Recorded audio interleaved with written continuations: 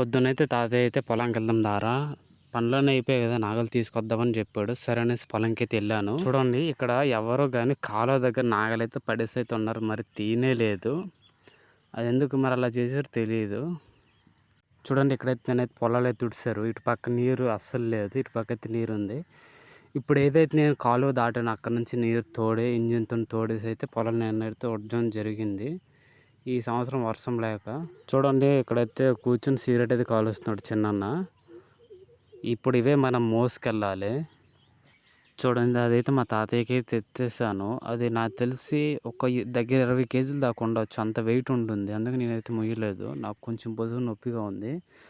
సర్లే తాతయ్య ఏం చెప్పాడంటే అక్కడ నాగలంతా తీసుకొచ్చామన్నాడు. సరే అనేసి నేను అక్కడ ఉన్న నాగలైతే మాకు పొలం పనులు అన్నీ అయిపోయాయి కదా, ఇది తీసుకెళ్ళి ఇప్పుడు మళ్ళీ చక్కగా ఉంచాలి. ఓకే ఫ్రెండ్స్, మళ్ళీ వీడియోతో మళ్ళీ కలుద్దాం.